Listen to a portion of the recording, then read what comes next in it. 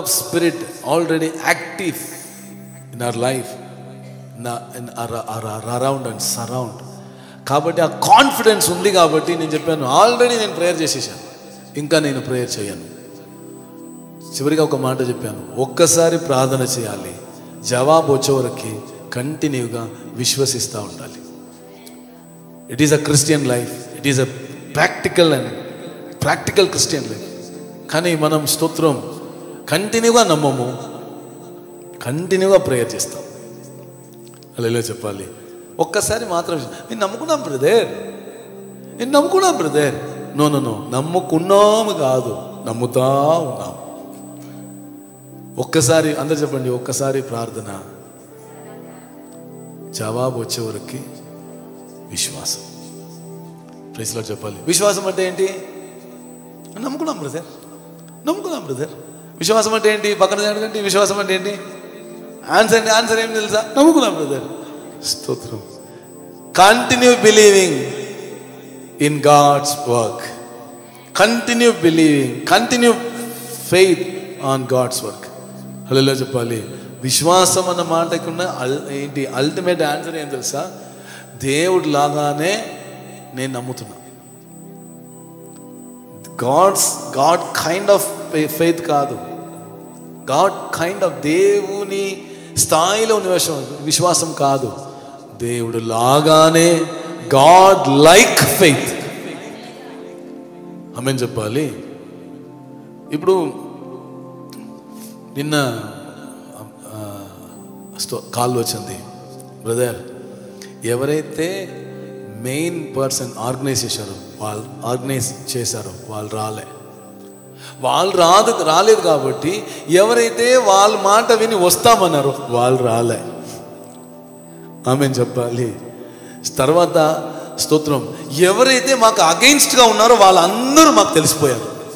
అది వరకు దాచుకొని ఉన్నారు కదా, వాళ్ళందరూ ఇప్పుడు ఏమయ్యారు? తెలిసిపోయారు. ఇంకా ఒకటి తెలుసా?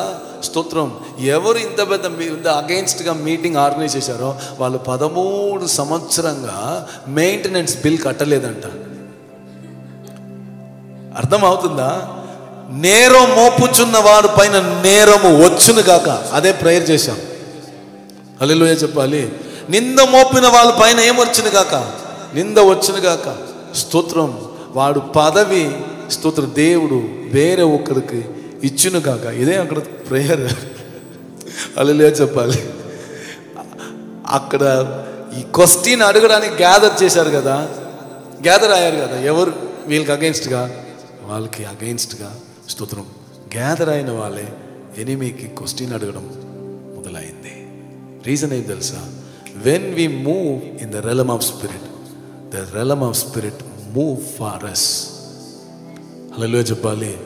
ఆ డివైన్ యాక్షన్ మనం అక్కడ చూడవచ్చు. ఇది నేను ఎప్పుడో ఉన్న విషయం కాదు, 2 రోజే అయింది. ప్రైజ్ లార్డ్ చెప్పాలి. స్తోత్రం.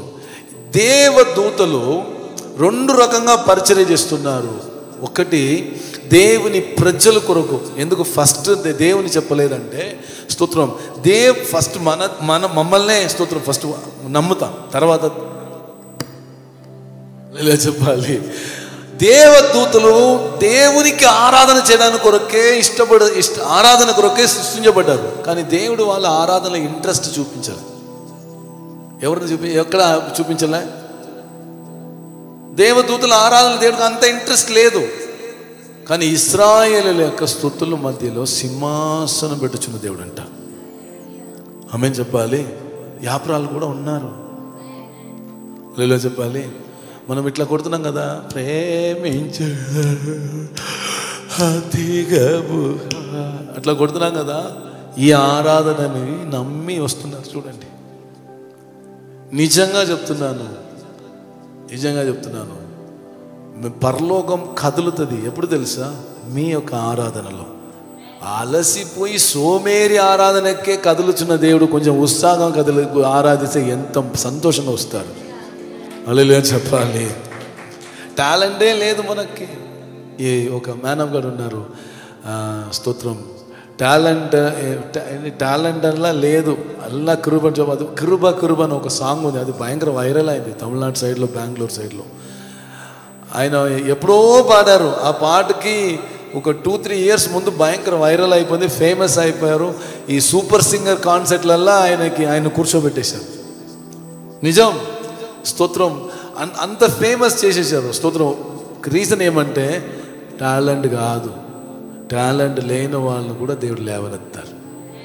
ఎందుకంటే మీరు మీ గొంతు గాడిద గొంతులాగా ఉన్నా కూడా మీ గొంతు చాలా ఇష్టం.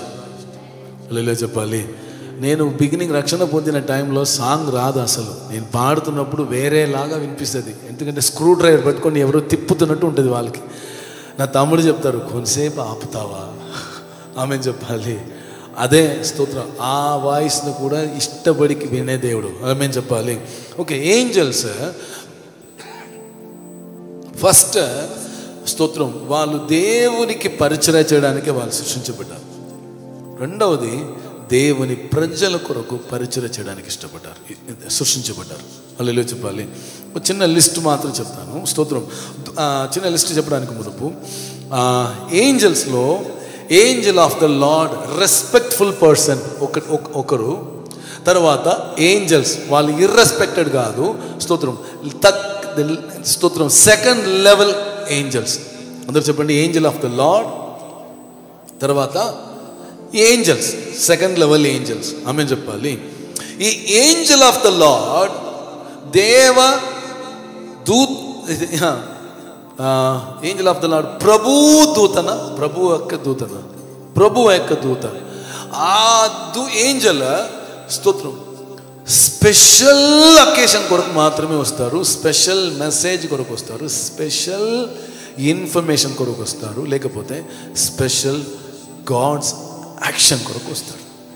ఆమె చెప్పాలి. Angel of the lord. మీరు డిక్షనరీ కొట్టి చెక్ చేయండి. Angel of the lord, Angel of the lord, Angel of the lord అని చెప్తున్న ప్రతి ప్లేస్లో ఒక స్పెషల్ అకేషన్, ఒక ఇంపార్టెంట్ ఇన్ఫర్మేషన్స్ ఉంటుంది. హల్లెలూయా చెప్పాలి. తర్వాత కామన్ గానే స్తోత్రం మన చుట్టూ పరిచర్య చేస్తున్న అనేక దూతలు ఉన్నారు. హల్లెలూయా స్తోత్రం. ఈ ఏంజల్ అన్న మాటకి మలాక్ అన్న ఒక ఎబ్రాయ పదం ఉంది. దాని యొక్క ఆత్మీయ అర్థం, స్పిరిచువల్ మీనింగ్, అది వాళ్ళ యొక్క నేమ్లో ఉన్న ఎక్స్ప్రెషన్ ఏం తెలుసా? స్తోత్రం.